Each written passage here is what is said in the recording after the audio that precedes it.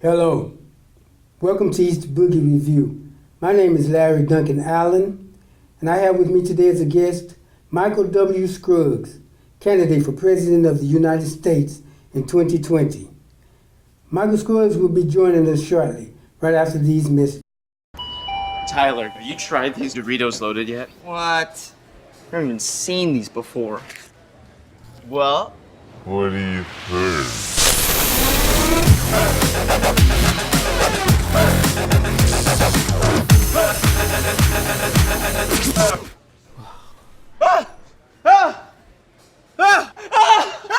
The nacho cheese snack for the bold. Doritos loaded. Get them at 7-Eleven. Okay, thank you for staying tuned.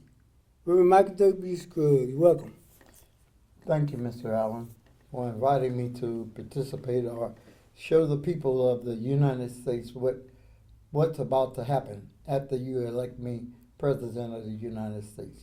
Okay, Reverend Scruggs, what made you decide to run for President of the United States? When you look around at everybody's lives, there's a lot of division. In other words, people are suffering from problems with veterans, and teachers are having problems. There's so much drama going on and chaos and dysfunctionalism. My thought is we can band together in an effort to improve those things. Well, how would you go about doing that? Because many times problems with the teachers can be handled at a state or local level. Yeah, pretty much. But most educational facilities receive some kind of federal support. But the federal monies are there. They're already there. Well, many times it's the way it's distributed and the way it's spent. Well, what I'm not going to be a one-horse operation. I'm going to hire people who are very well qualified about the problems that teachers have, students have, and everybody, money problems. Now, most facilities, state or otherwise, receive some kind of federal support. And we can work on that through budgeting, that part of it.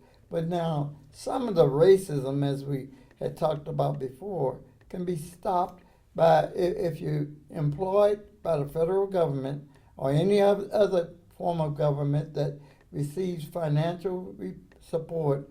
We can cut the money off or slow the money until you correct the situations that you have. Now, we're not going to go around calling everybody a racist, because everybody is not a racist. The thing is, if you're caught with that particular disease or problem, we will try to give you a chance to remediate the difficulty, to change it. And there will be a thorough investigation and giving you time to improve that situation.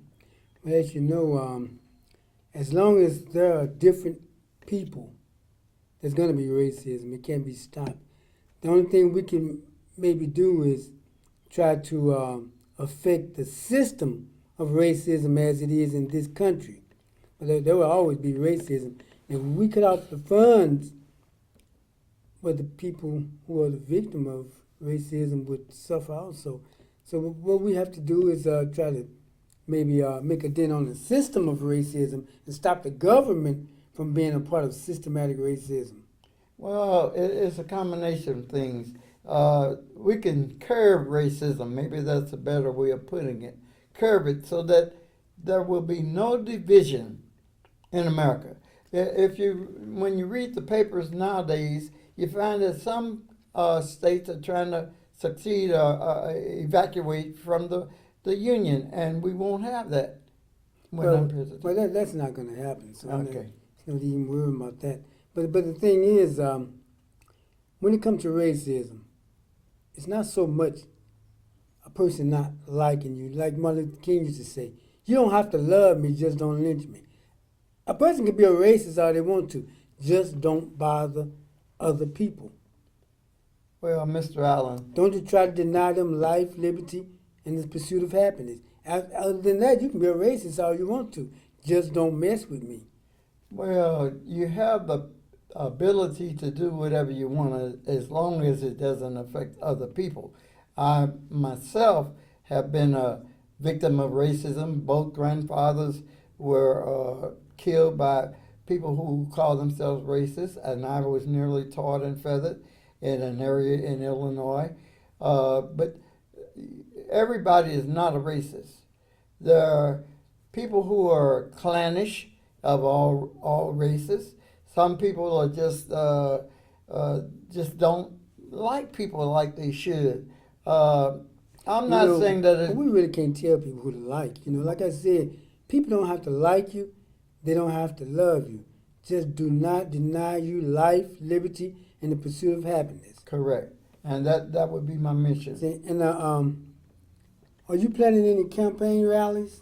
Well, my campaign rallies are going to be like years ago when I was taught to become a minister. I was taught it's better to be asked up than to be asked down. In other words, I will go anywhere on invitation.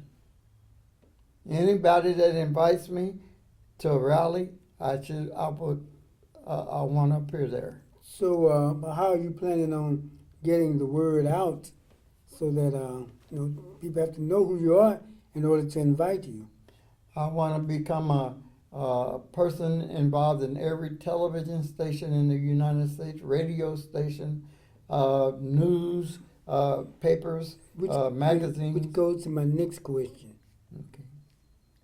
How are you planning to raise funds? Those things cost. How are you planning to raise funds? Because, you have to be president, to run for president of the United States. You have to raise close to $1 billion. Well, one of the things to start off the campfire off, I plan to fund part of that by myself until I have. Did you say close to $1 billion? You're going to fund that by yourself? I said start it off. Start it off. The match that starts the situation. Now, after I start the fire You'll off, start the spark. the spark. Okay. After I start the fire going, then I hope that everybody would join when they can see the positivity of the situation. Would join the bandwagon. Now, as you know, with the current president that we have now, the next president who comes in after him is going to have a big mess to deal with. You're going to have problems with the U.S. allies. He's ruined many of the relationships. So what are you planning to do to kind of bridge the problems that he's caused with the allies? My first thing, I don't know whether there's going to be impeachment or when it's going to start. But whoever comes after him, it don't make any difference if he's impeached or if he's voted out. Whoever comes after him. Mr. Allen, I don't have some personality problems that other people have. My first thing would be to try to visit those allies and ensure the fact that things will go as they used to go before problems started. I'm not a chauvinist of any kind, not to call anybody that, but I have learned the less you say, the more you get. And you got to listen to other people rather than dictate to them what you want them to do. Some people are not dictators. They are more mediators, more diplomatic about things. And I have not had problems. I've been a administrator over a college, and I learned to delegate powers. I put people in trusted positions where I'll trust them and I'll intercede with them as to what I would like to happen for America. The thing is, I'm in it for America, not for self, not for self-glory, not for the money, but for helping people. Tell me, would you be willing to try to negotiate another deal with Iran? Well, I was looking at that Iran situation. I have to pretty much know all of the... I'm talking about the nuclear deal. President Barack Obama had negotiated a nuclear deal with Iran, and when President Trump, he threw the deal out. Would you be willing to try to negotiate another deal or return to the deal that President Obama had negotiated? Well, most probably I would return to what Obama had, but improve that. In other words, some of the things that are going on now, according to the news, don't need to go on. That is not the way that I operate or move. Negotiation is sometimes the key, when possible, but we don't need anybody to walk on us. In other words, we don't want people to mistake our kindness for weakness, but we will try and at all possibility to stop all wars and possibilities of wars. Not to know what's happening to those ships right now, but we'd have to deal into it. I hope it stops before it escalates. With me, it wouldn't be this far. Okay, Reverend Scruggs, would you hold that thought? We're going to take a break and we'll be right back.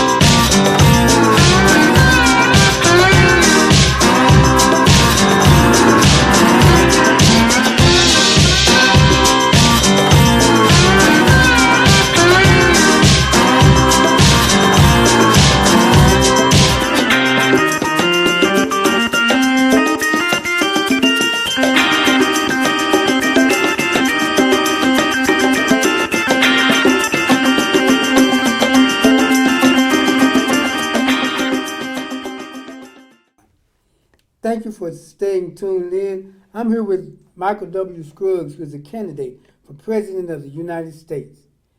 Reverend Scruggs, we were talking about the Iran nuclear deal before we went to break. And I'd also like to know, North Korea, would you be willing to go the way that President Trump is going now and be romancing with the leader of North Korea, or would you take a more harder stand?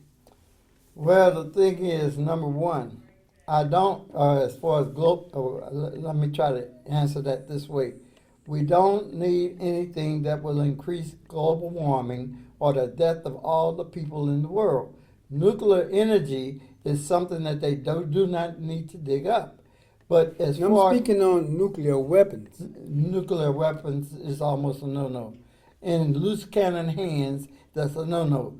But I feel like this. There was a basketball star, a player, that went over there. I don't want to call any names. It's Dennis Rodman, that's who it is. He went over to North Korea, and if that person can make amends or friendship with that other person that you're talking about, why can't we? You know why?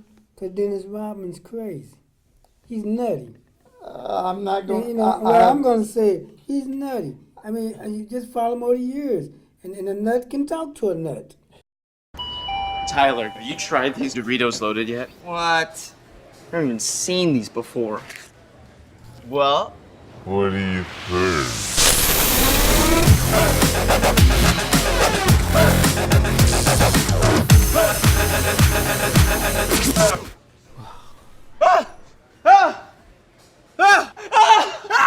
The nacho cheese snack for the bold. Doritos loaded. Get them at 7-Eleven and only 7-Eleven. Pardon the expression. Our time is about up, but I'm going to give you a chance to give your closing statement about and convince the people of why they should vote for you as President of the United States. Well, We're going to give you about 3 minutes. okay. Well, I'm not used to begging at all. I'd rather do without begging. But if you need help and I'm going to help you, I need you to help support me. Now, they're being so slick about who they want to be their top Democratic candidate. Forget about Democrat, Republican, and Independent. If you want the man to run the plan for you, vote me in or write me in. If they don't want to let me in, you can write us in. not just me, but us in. Look, we can change America. People, the Constitution said, in God we trust. Thou shalt not lie. Let's trust in God for real. If you want leadership from God, godly leadership, you're going to vote for me. I'm not talking about what religion you are. I don't care if you hate religion. But we've got to change America. This racism and this division is separating us. Now, we are no different. God created us all than any other foreign country, except they have their ways. But we won't have any killing. This won't be a utopia. This won't be heaven on earth. But it will be different. And I plan to look out for everybody. There won't be any abuse of women. We're not going to have that. There won't be abuse of people. We're not going to have that. And there won't be much stealing and robbing on any level. God even hates a thief. And we don't want to talk, maybe you don't want me to talk about God, but I am not ashamed. The thing is, yes, I'm a minister about, but the thing is, I will change, and between me and God, we will change America for you and for our young kids. Don't you understand that the children need us? The boys are going around robbing and killing because of no father figure. Girls are doing things. Sometimes the girls run around sagging more than the fellas. We can stop that by creating a wholesome environment Our for people. time is about up, but we want to thank you, Reverend Scruggs. And thank you, Mr. Allen, for having me. Okay. And I really appreciate it. I Okay. do intend to change because I don't Okay. intend to lie. All right, thanks for tuning in.